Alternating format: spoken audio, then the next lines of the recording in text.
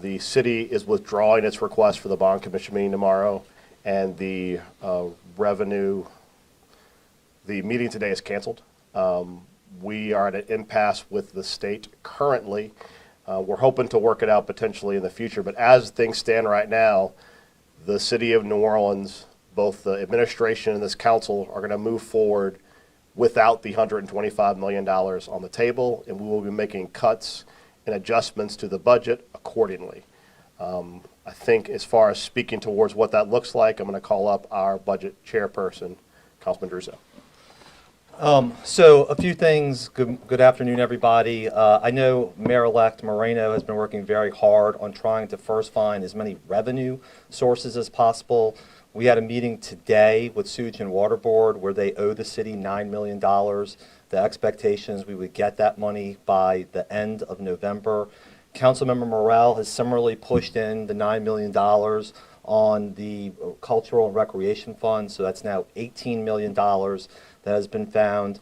We're also sitting down to look at available ARPA dollars. There's between 45 to 46 million. We're going to have to make very hard choices about where that money is going to go and where those money is going to be pushed back in. And then the city has also told us that they are owed money from the state, from GOSEP, about $30 million or more for FEMA reimbursement as well. I use all those numbers because they are not insignificant cuts. They are multi-tens of millions of dollars. And the first order of business is to see every source of money, revenue that the city is owed as well.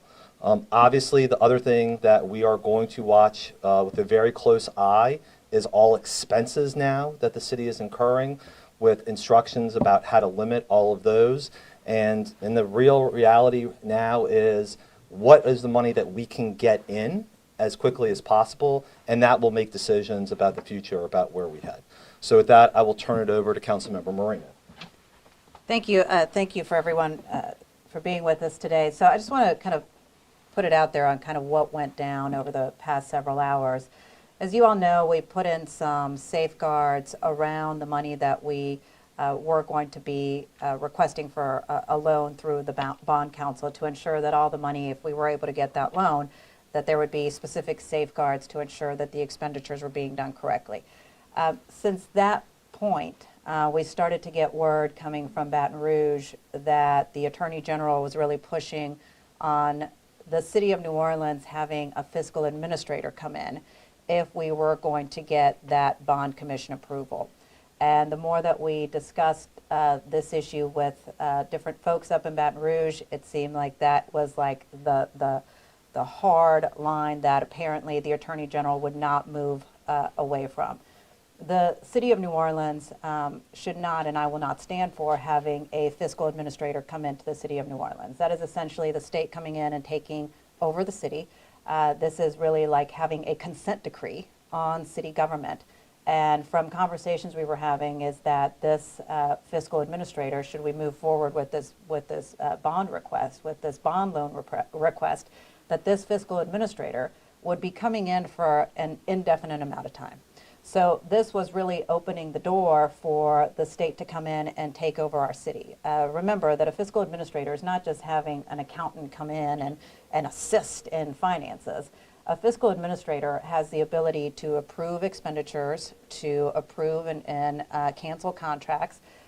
Really, it's about somebody coming in to run the city. And so we all stand together, united, against having a fiscal administrator come in. We are more than willing to still continue to work with the state to come up with different options as far as oversight. Should we be able to continue moving forward in some kind of way, maybe in the next bond commission meeting, to still be able to get approval to get the loan, some other additional types of oversight measures that could make the state comfortable. But when it comes to a fiscal administrator, we all stand firmly against that. And I'll also say that our Congressman Troy Carter wanted me to make clear that he too stands firmly against that, as do members of our New Orleans delegation. Happy to take any questions. Let's do WDSU first. So, in a nutshell, what does this mean for city services, overtime, in general? What's the impact? Yeah, I mean, obviously the impact on this is going to be detrimental. I mean, we're looking at canceling overtime for all city departments, including public safety agencies. This means, looking at all types of different contracts that we may have that may need to be canceled. This means that vendor payments will have to be delayed. I mean, this is going to have detrimental impacts on this, and this is really being caused because of the state really wanting to insert its control in the city of New Orleans. We had the right types of oversight measures. We worked very closely with the legislative auditor to come up with oversight measures that we move forward today during our special council meeting. But unfortunately, that didn't seem to be enough for some leadership at the state level. We're still hoping that we can kind of work through this, and we plan on all, getting together next week to try to still work through this. Did the former CAO put y'all in this spot?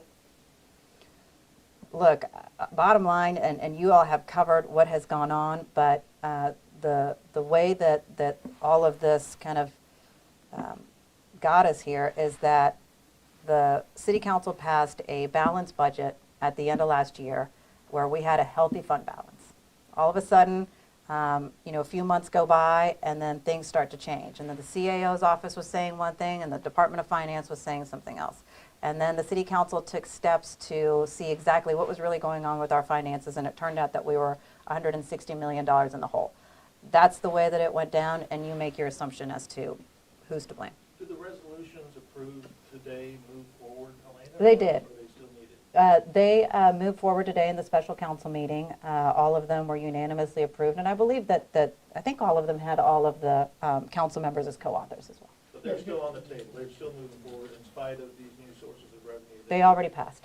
Yeah, I want to be specific, and first of all, no disrespect to our leaders here who fought hard to, Here. We can hear you. who have fought hard to make sure we could confect this agreement with the state. But specifically, I asked the CAO every question about whether we would be at this point. It's Montano. The CAO Montano in January. And for every question I asked him about the dire straits that some thought we may be headed to, he said no. So let's be specific. We may not want to call anyone out or throw anyone under the bus, but for every question we asked about this potential projected shortfall or revenue shortfall, or whether we would have to do some of the things that we're fighting to do now, he said no.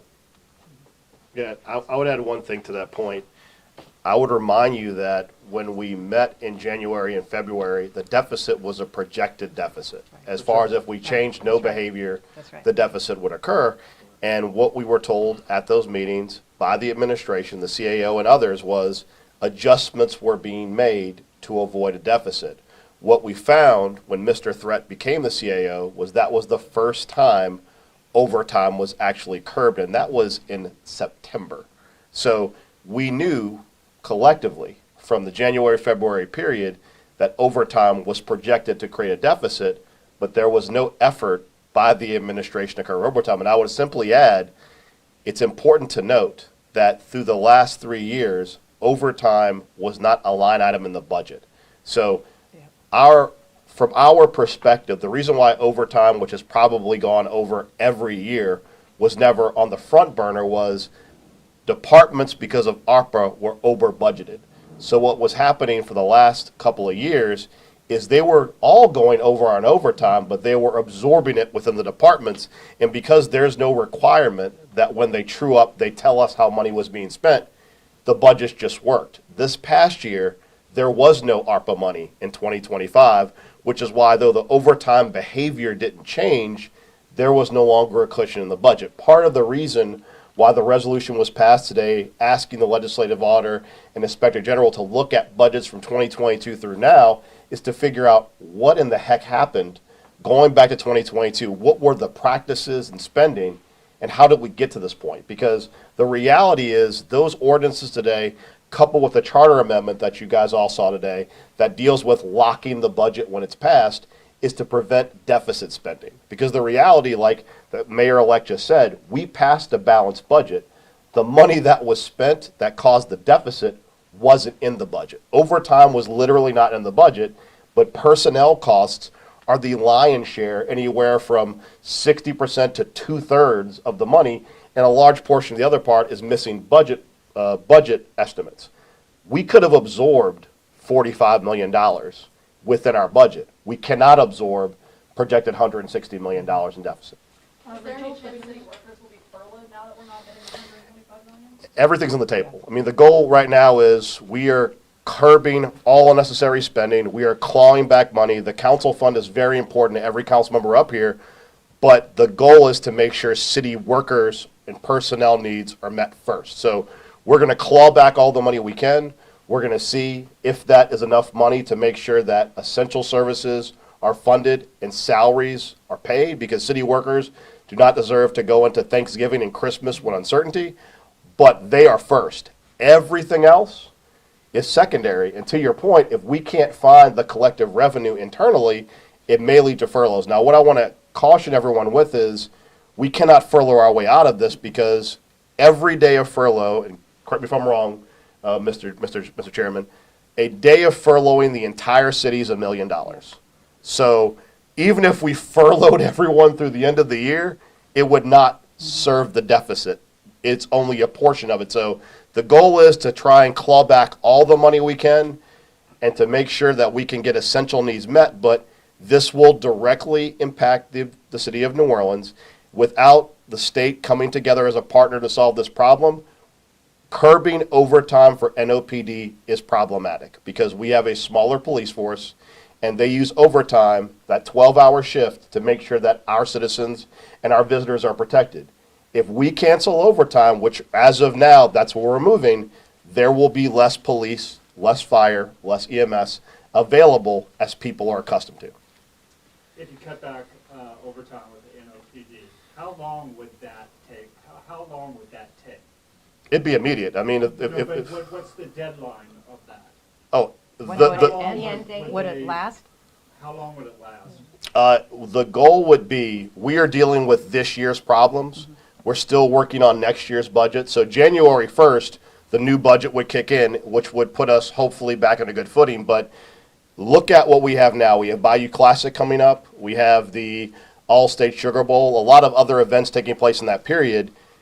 As of right now, in our communication with the administration and the CAO, the emails and letters are going out now explaining to everyone this is the reality currently, which is that overtime is going to be clawed back, unnecessary spending is going to be clawed back, and we're really looking at all contracts. So to your point, that would be through the end of the year, provided that we pass a budget that is coherent and that is balanced. That would kick in on January 1st. Now, that being said, you always run the risk when you have this level of clawback. There are officers, firemen, and EMS who may choose to go elsewhere, because when you claw back that overtime that they have been accustomed to, the challenge you have is that uncertainty in budget makes really qualified employees question whether or not they want to work in a city that has this kind of uncertainty. John, what is the total amount of these additional funds you mentioned? And part of that, you said was $45 million in ARPA funds.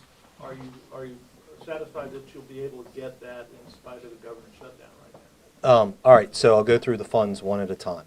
Sewage and Water Board told us today that they are expected to get $9 million back from the state, from their Homeland Security. $1 million should be coming relatively soon. $8 million should be coming in short order. Number two, the second $9 million, as Councilmember Morrell just mentioned, is from the cultural fund the city has put forward and is part of this year's budget, but we're going to hold that money back in order to go into the general fund to pay workers and making sure services are being achieved. Then the third one is the city is owed tens of millions of dollars in reimbursement on the Joint Infrastructure Recovery Program, the FEMA program that we all talk about. We are waiting to hear, Rob, two things. One, what is the total amount that the number is? We've heard 30 million, we've heard 40 million, we've heard 53 million. I don't feel comfortable saying what that number is until we've seen the receipts on it. And then the third and the last thing, the fourth thing, are ARPA dollars. There is about $45 to $46 million in unspent ARPA obligations. What Mayor-elect plans on doing is looking at all of those to see if there are some that are mission critical to serve both the residents and the workers who are here, and the ones that are not will be put back. So to sum all of that up, it could be as high, Rob, as $70 million between all four of those sources. It could be even higher than that. But we're trying to wrap our arms around every single source that we have, because we're no longer talking about raising $100,000 or $200,000. We're talking about making a huge difference with tens of millions of dollars. So you're not at 160 million, which is the projected deficit? No. That's the austerity measure. Correct. And there's other money that should not have been spent either. Remember this, the council allocated $20 million for the school board settlement. That money has not been sent to the school board. So in theory, that $20 million ought to be somewhere because it was allocated but not spent. Moreover, we also, I'm looking at Councilmember Harris, made allocations for the affordable housing piece of charity. That was about $12 million. That money has not been allocated to charity. So I want to be careful here, because what I don't want to do is set an expectation that, oh, we solved the problem, it's all gone, there's nothing that's left. That's not the case. But the council is taking every proactive step that it can to look at every single source of revenue that is available and looking at getting all of those dollars back to offset this massive expense and deficit. So could you give kind of a timeline on like next week there will be meetings to like claw back some of this money or pass resolutions to maybe redirect this money? Like what comes next as far as council and administration partnership here? Yeah. Yeah. Good question. So Sewage and Water Board should be here by November. The joint infrastructure funds due to the city, they were saying some point this year, Blake, but is that next week or is that middle of December? We don't know yet. So I think we're trying to nail that down as quickly as possible. I think ARPA, assuming that we've met all the federal guidelines, can be done in very short order. So either not this upcoming council meeting, but probably the one after. We probably will introduce something if we can at this council meeting, but maybe one after that. That's pretty quick. And then the money on the council fund hasn't even been allocated yet. So that we're sweeping that back in basically as of today. Oh, yeah. And then obviously, as Mayor-elect reminded me, we also have the rainy day fund as well. And so if we have to unlock the $37 million that's in the rainy day too, we're going to do that as well. And to your point, Blake, I want to be clear. These are the measures the council will take to unlock revenue. The cuts are coming from the administrative side. And our understanding, having met with a CAO threat, is the emails will be going out shortly regarding unnecessary expenditures, lack of overtime, potentially triggering the statutory requirements that we may have to shrink the workforce. Because as you know, under civil service, if we are going to let go or terminate civil service employees, they have to have notice. So all of those actions do not require council action. By our understanding, talking to the administration through CAO threat, is that he will begin that process probably today, if not tomorrow. So that will go out to all city employees, and they'll be aware that we are going into a more of an austerity posture. JP, you had mentioned earlier about the contracts you have to look into concerning some of the upcoming events. For instance, Yeah, well, but the reality is that, and this is kind of one of those things that we as a city have taken on as a burden that is really not fair, which is that we don't get reimbursed for the overtime our officers do on these major events. We eat that cost, and the assumption is that the revenue generated from these events reimburses the city and creates profit. What we saw last year during Taylor Swift, and honestly, I want to give credit to NBA Youngboy and Live Nation, they actually paid for the NOPD overtime during his event. The reason why we saw such a lack of revenue on the Taylor Swift concert was that we paid for all of the overtime, but when you look at our cut of revenue from an event like that, it was minuscule compared to the state. The state made tremendous profit, but we have to reimburse ourselves for the money we spend to make a wonderful environment for those type of events.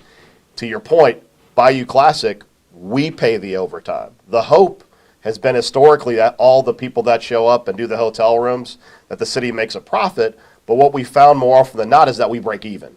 And so the challenge this year is going to be, as a city, we are not going to be able to provide the overtime that everyone's accustomed to and the police presence everyone's accustomed to.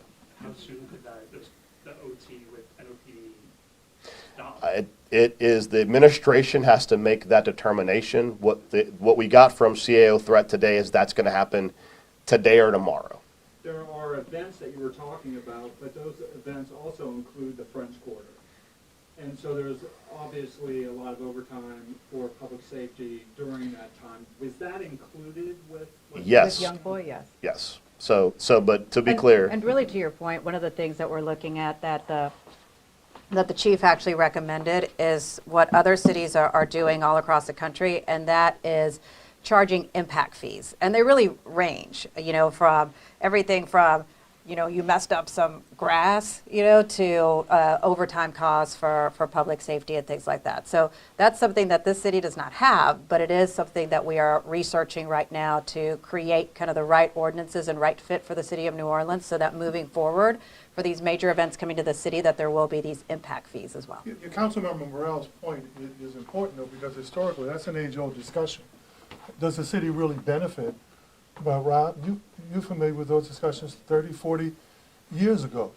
So if we're going to have a relationship with the state, go back and revisit the Lost Penny, or the 4.5 that created the dome and built major infrastructure for the state to benefit, and for private team owners, right? So at some point, hopefully, the state will enter into discussion with Mayor-elect and leadership to talk about how it's fairer for the city of New Orleans, as well as the tourism community. Should there Couple more be questions, Joe. should there be fiscal impact studies before the city agrees to host any other big event? Many other cities are doing. We've seen cities clash now with the fact whether they want to give in to a basketball team or a football team or a special event if it doesn't really add economic impact to the community. Look, we want all of those things, but I think there's an opportunity now to figure that out, Rob, and you can go back to councils and reports and events and stories that have been done about, do we adequately share from revenue? You remember when me and Mark Morial and Jim Singleton and Bob Tucker got kicked out of the governor's mansion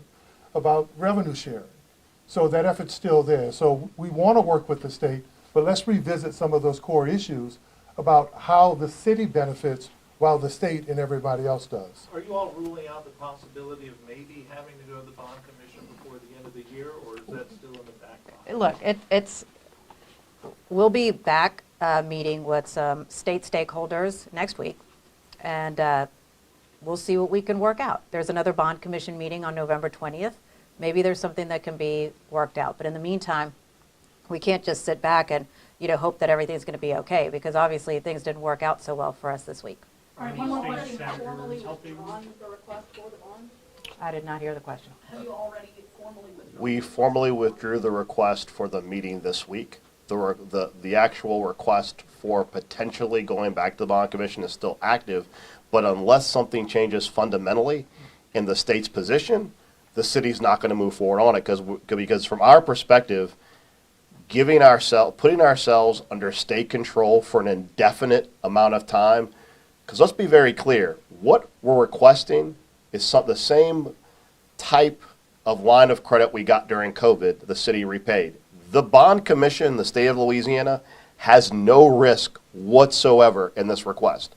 It is a revenue anticipation bond, which we would pay back in January when we get our revenue for property taxes. So there's zero risk. The challenge is the state wants to put an indefinite consent decree over the city of New Orleans in exchange for us getting a bond we have to pay for, which will be repaid in 2 months. That is beyond payday loan. That is, I don't know what's one step beyond a payday loan, but that's well beyond a payday loan for us to pay take back the whole our house, loan. too. Right. Yeah, it's like The whole the house. payday loan, we repay it and they take our And house. you Like take your house. Yeah. Are these state senators helping? the entire delegation is lock sync with us as far as trying to figure out a solution moving forward that does not require a fiscal administrator.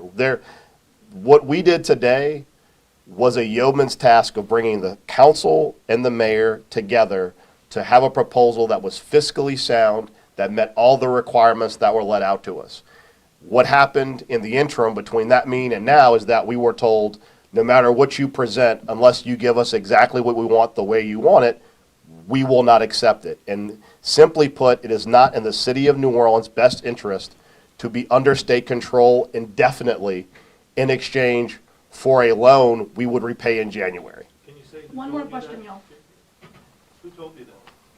I didn't hear what the question Who was. told you, who told you that no matter The terms. what you all do, you're gonna be under fiscal administration? We received word through numerous sources that the Attorney General had taken a position that was immovable, that unless a fiscal administrator was appointed, that she would not support any effort by the city to get the bond. And the Attorney General is one of the 3 people who sit on the Fiscal Advisory Committee, and it created an impasse where we did not see a path forward at this time. All right, y'all, I think we're gonna wrap it up Thank now. you. So Thank if you. y'all Appreciate have Any it. further questions, feel free to reach out to me.